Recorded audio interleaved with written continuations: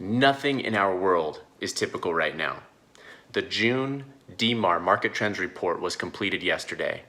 Let's dive in and look at the last 30 days of Denver real estate.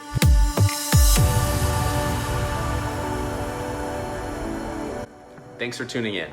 Each month on the 3rd or the 4th, the Denver Metro Association of Realtors releases their monthly market trends report, recapping the previous 30 days of market trends, what's happening in active, pending, days on market, and sale prices. So we're going to be covering that in just a moment. But before we do, I want to give everyone just a bit of a recap in how we ended up where we are today, so that will help understand the insights in what we should expect moving forward. So to start, in March, right around the middle, is when COVID went absolutely crazy. The spread was uncontainable. We started to shut things down. The entire month of April, we were in the stay-at-home order. And then during the month of May, we saw a tremendous injection of listings, buyer activity, and homes going under contract. So that's gonna be our context as we move forward. So let's dive in. I'm taking these graphics directly off of my Instagram. If you don't follow me there yet, feel free to take a look. Jason.Soroy, there is the bottom of your screen. So active listings, we ended the month with 7,100 listings available active in May. So that's up 4.6% from April. However, that is way down, 1/5 from the prior year, almost 20%. That really doesn't come as a surprise considering our circumstances. So just keep in mind, the market is slowly creeping back up to where we would expect it to be, but really we have a long way to go to make up where we should be if we're comparing to last year. All right, closed homes. Now this number is way down. We're down just about 20% from the previous month, but think about it, that makes a lot of sense. How many people were closing on houses in April? Very few. We were stuck in our homes. There was a standstill. We had no showings happening. So that would have meant all the homes that closed in April were only from the half of the real March that we had prior to the second half of March, where the stay-at-home order part 1 went into effect. Compared to last year, we're down 48%. Now, take this with a grain of salt. Real estate was essentially shut down from the middle of March to the middle of April. That is going to mean a 30-day delay in those trends, which we are now seeing from the May report. Right, let's talk about sale price. Average closed sale price last month, $496,000.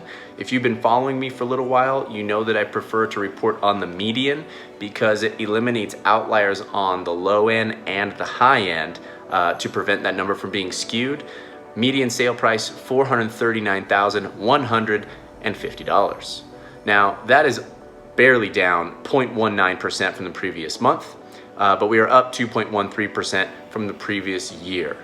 Now, keep in mind, this includes both attached single family, condos and townhomes, and detached single family, homes that don't share any walls, all right? Let's talk about days on market. Days on market popped almost 10%, up to 23. Now, keep in mind, this metric in particular, all of them really, but this one I really prefer to go hyper-local on. Whenever my buyers are looking in an area, it's important to look at days on market for the specific community, which could be separated by a major street or thoroughfare. So this 23 number takes into account Broomfield, Westminster, Littleton, Denver, Sloan's Lake, Wash Park, you name it. All those markets are gonna vary based on price point and based on the community and of course the type of home you're looking at. And last, I'm gonna wrap up with just a couple of local insights for you. Number one, 5280 Magazine has ranked South Park Hill the #1 neighborhood out of 25 ranked areas in Denver to live in. It was based on a variety of factors. I highly encourage you to take a look at that article. Just always nice to know what's going on, how do they score it. I posted that to my Facebook page. It was about 2 weeks ago now. Next, 44% of the homes that closed in April had a seller concession given. Now, a seller concession is funds given to the buyer from the seller in the form of closing costs. Now, that can happen for a variety of reasons. The most common is usually an inspection item that comes up that the seller says, I don't really want to fix it. How about I just give you some money to take care of it? That's what the seller concession is for. And then a fun fact for you here, Realtor.com has a hottest real estate markets list. They rank the hottest markets based on the number of clicks in a given area and also the shortest days on market before going under contract. 2 Colorado cities have made the top 5. Colorado Springs coming in at number 1 in the nation, followed by number 4, Pueblo.